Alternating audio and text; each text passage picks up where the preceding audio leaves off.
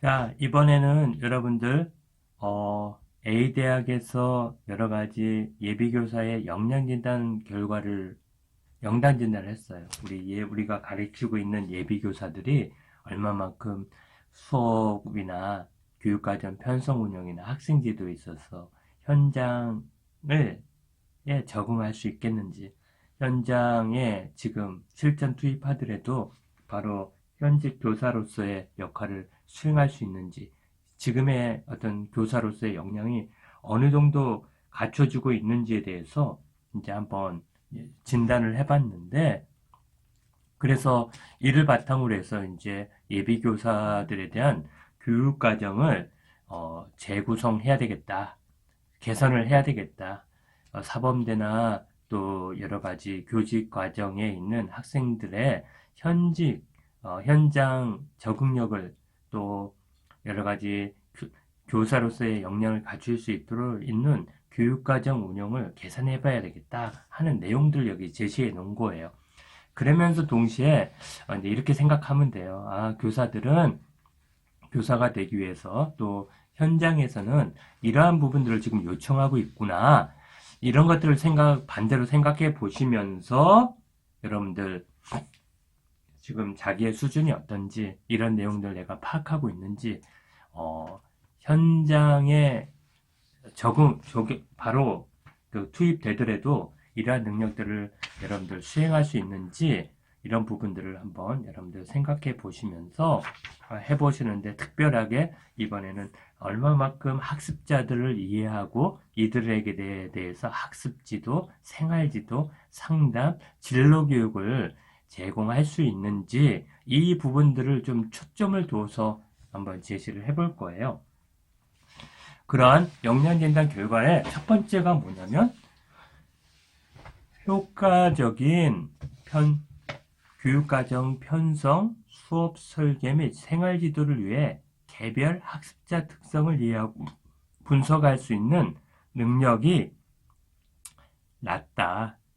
지금 현재의 학생들의 특성이 어떻고, 또 여러 가지 학습이나 발달이나 또 어떤 측면에서 동기를 어떻게 유발시켜 줘야 되고, 또 지금의 심리적인 적응적인 이러한 특성들이 어떻기 때문에 어떻게 이들에게 다가서고 지도하는 것이 적절한지, 이러한 학생 발달 및 학생의 발달이나 학습 상황에 관련된 이해에 적용할 수 있도록 그런 교직 과목을 보완할 필요가 있겠다라고 제시하는 게 첫 번째고, 두 번째는 현장에서 이루어지고 있는 수업과 평가 등에 대한 현장 적응력이 부족한 실정이어서 배우는 지식과 스킬을 현장에서 적용하도록 하기 위해서 현직 교사들의 수업 참관이나 멘토링 등 조대식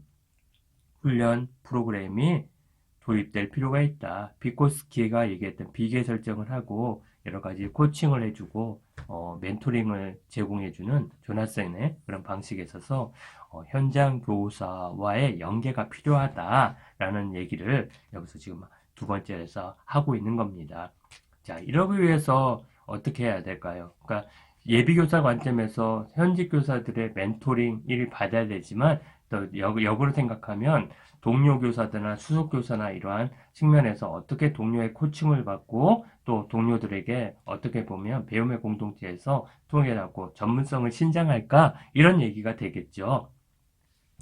그다음, 예비 교사들은 학생들의 학습 동기나 전략을 향상시킬 수 있는 학습 코칭 능력이 필요하다.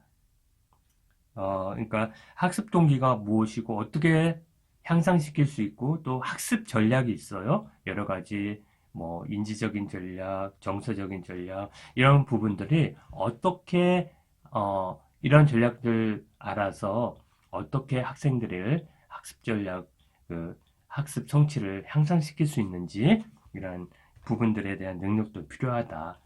또 하나는 뭐냐면, 수업 시간에 잠자고 있거나 학습 동기가 유발되지 못한 학생들의 수업 행동을 수정할 수 있는 원리, 행동 수정 원리죠. 여러 가지 측면에서 그다음에 이런 방법에 대한 충분한 이해가 필요하고 그러면서 행동을 수정할 수 있고 학습 동기를 유발할 수 있는 전략적인 프로그램이 필요하다. 그다음에 학생들에 있어서 갖은 여기 5번 이쪽을 봐야 되겠네요. 자, 5번. 갖은 학생들의 스트레스나 가정 형평 등에 따라서 자아 정체성이나 자아 존중감이 낮은 학생들에게 배려와 존중을 중시하는 상담 기술, 그러니까 인간 중심 수업, 뭐 상담, 여러 가지의 측면의 상담 기술이 필요하다. 그렇죠. 결국은 말로써 마음을 교류하고 그러면서 학생들의 마음을 이해해주고 지도해주는 거 아니겠어요? 그랬을 때 상담 실습 시간의 확보가 필요하다. 이런 얘기를 했었어요. 그 다음에 청소년 진로 설계에 있어서 무엇보다도 필요한 것은 뭐냐? 생애 목표나 진로 정체감 형성에 있어서 형성이 있는데 이를 제공해주는 다양한 진로 프로그램을 이해하고 활용할 수 있는 그런 능력을 위한 프로그램이 개발이 필요하다. 이런 얘기를 제시했었어요. 그러면 여러분들 왜 학습자 특성을 분석해야 할까요? 학습자의 특성과 영역은 어떤 것들이 있죠? 이미 제시를 해드렸던 것 같은데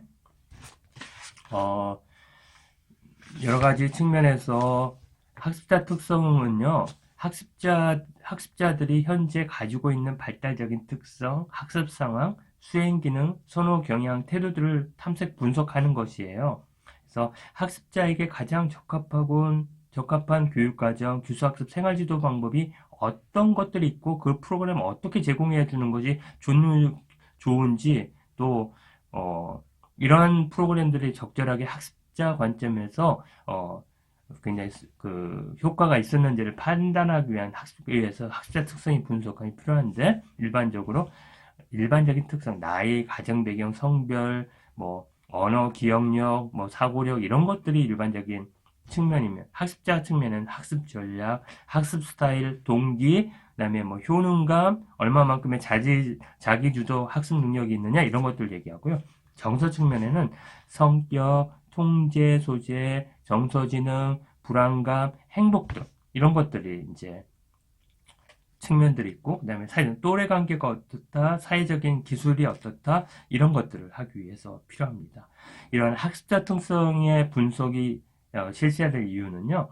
학습자 발달과 요구에 부응하는 교육과정 목표 설정, 교수학습 경험의 선정과 조직, 그다음에 교수학습 전개와 평가 방향을 설정하기 위해서 굉장히 필요합니다. 그다음에 학습자의 출발적인 기능, 그다음에 여러 가지 학습 동기, 출발적 행동들, 학습 스타일, 학습 속도, 학습에 대한 태도 이런 부분들을 파악해서 교수학습 및 학습 설계에 유용합니다. 학습 스타일을 잘 파악을 하게 되면 이 학생들이 글자로 된 그런 텍스트 중심의 학습자인지 시청각 자료를 제공해줘야 학습의 동기가 올라가는지 이런 것들을 파악할 수가 있죠. 그래서 그거에 알맞게 할 수가 있고요. 또 하나는 뭐냐면 또 여러 가지 심리적인 그런 특성들을 이용함으로써 적절한 학습 동기나 적응할 수 있도록 도와준다거나 또 지금 스트레스나 여러 가지의 지금 학습에 어려움을 겪고 있으면 그 원인을 진단하고 적절한 그런 처치를 할 수 있는데 이에 위해서 학습자 특성이 필요하다 이런 것들을 제시할 수 있습니다. 두 번째로는요. 현재 교사들을 멘토로 하여서 현장 중심 역량을 개발한다는 측면에서 적용될 수 있는 발달 및 학습 이론은 어떤 것들이 있을까요? 그러니까 이게 어떤 의미냐면 현장에서 그 교사들이 현장 중심 역량을 개발한다는 그런 측면에 봤었을 때 학생들의 측면에 있어서 어떠한 발달과 학습 이론들을 알아야지만 현장 중심의 역량을 개발할 수 있고 또 이것들을 가지고 학습이나 또 뭐 학생들의 생활 지도에 있어서 적절한 건지 뭐 문제가 적절한가요? 이해가 가나요? 그래서 그냥 제가 다시 한번 풀어드릴게요. 현장 중심의 역량을 여러분들이 갖추기 위해서는 필요로 하는 어떤 발달이나 학습 이론들은 어떤 것들이 있을까요? 또 세 번째,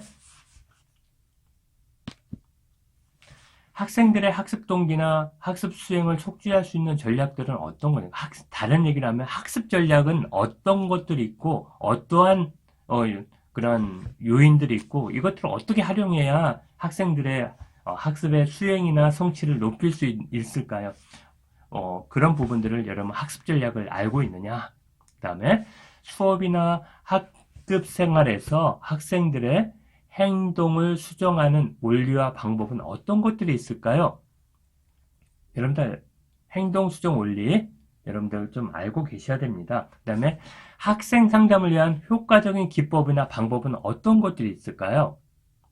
또 청소년들의 진로 선택과 개발을 위해 형성해야 될 진로 정체성과 생애 목표를 형성하는 데 사용될 수 있는 여러 가지 진로 교육 방법은 어떠한 것들이 있을까요?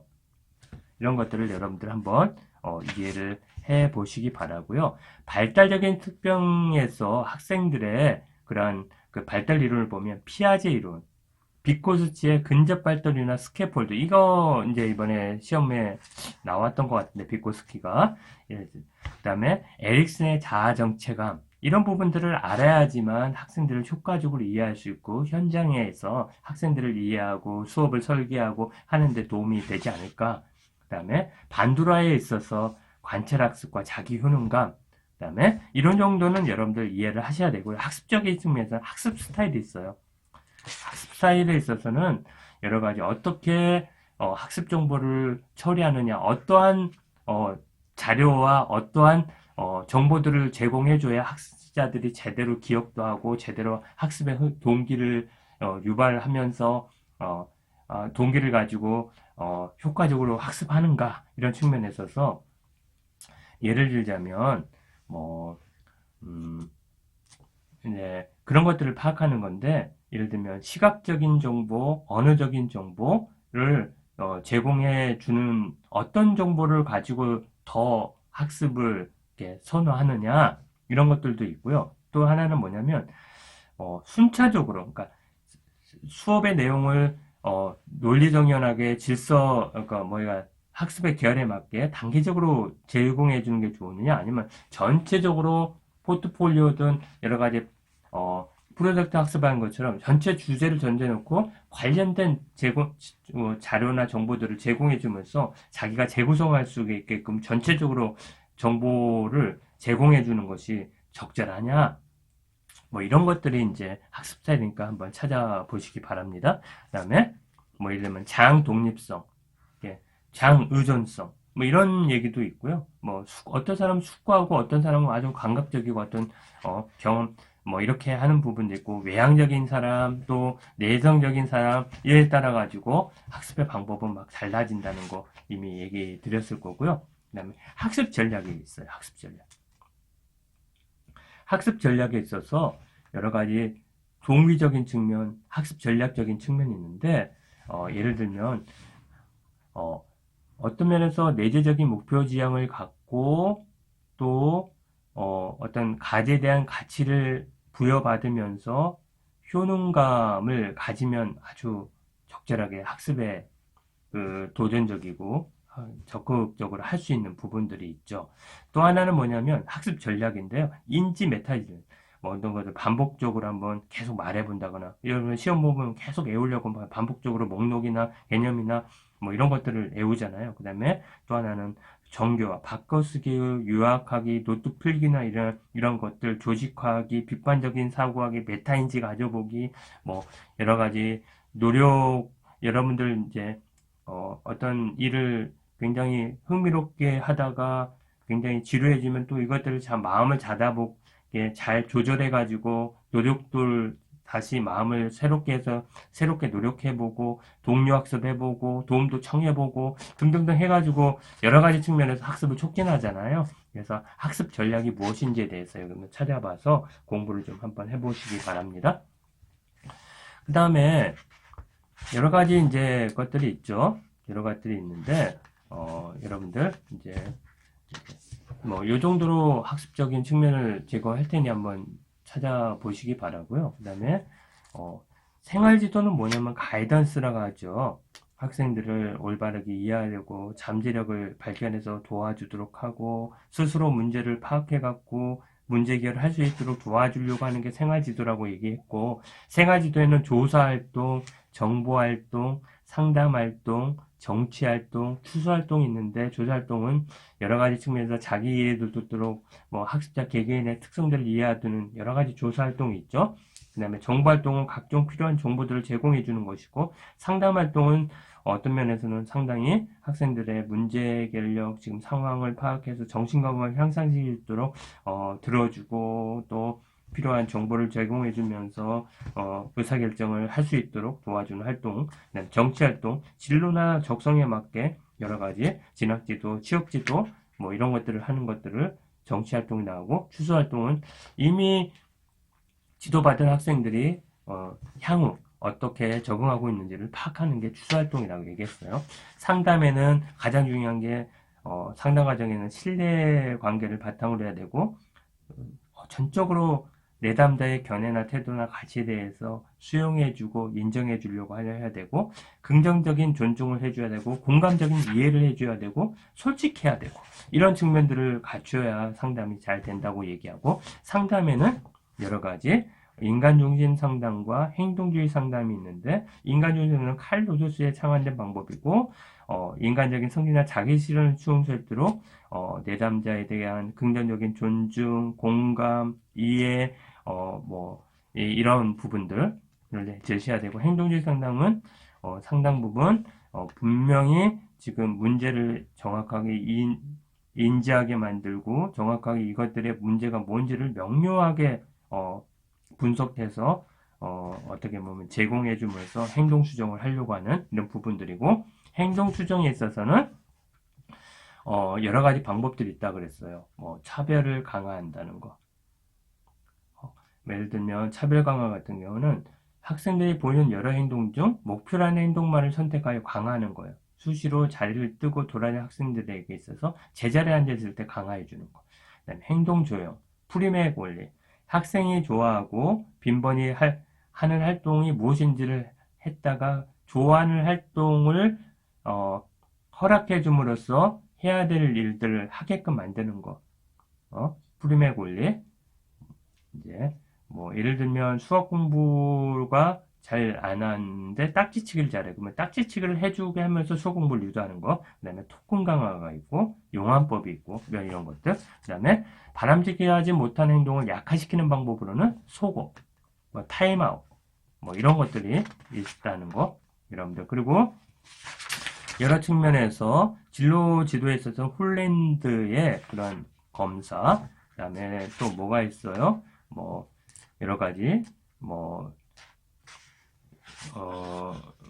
여러 가지 검사들을 활용할 수 있고요. 그 다음에 진로 상담에 대한 부분에 있어서 여러분들 수포의 직업 자아 개념, 과학 선택 발달 이론, 또 단계별로 각각이 다르다는 거, 그다음에 진로 체험의 방법에 있어서 여러분들 여러 방법들이 있을 수가 있는데 현장 견학형이 있고 현장 체험형이 있고 그다음에 지역 연계에서 지역 특성에 맞는 직업 체험을 공유하는 것이 있고 시청각 자료를 활용하는 법이 있고 그다음에 다양한 직업군을 만나가지고 어떻게 보면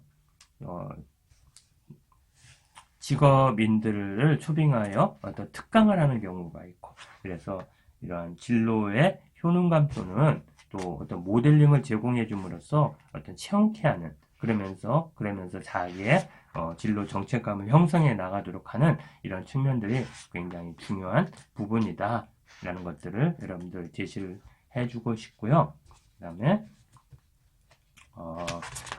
더 제공을 안 해도 될 것 같은데 이 정도만 여러분들 좀 파악을 해서 학생들의 학습자의 어떤 여러 가지 학습적인 어떤 전략, 스타일, 그다음에 여러 가지 측면에서의 어떤 발달 측면들, 특히 발달 측면 비코스키, 반두라, 그다음에 에릭슨 또 한 명을 얘기한다면 피아제 이 정도는 꼭 알고 계셔야 될 것 같고요. 그 다음에 여러 가지 생활 지도에 있어서 특히 행동주의 상담하고 인간주의 상담하고 그다음에 행동 수정 원리 이런 측면들은 여러분들이 꼭 알고 계셔야 될 내용으로 판단이 됩니다. 그래서 여러분들 한번 잘 정리해 보시고 제시를 한번 해 보시기 바랍니다. 다음 이 정도로 마치겠습니다.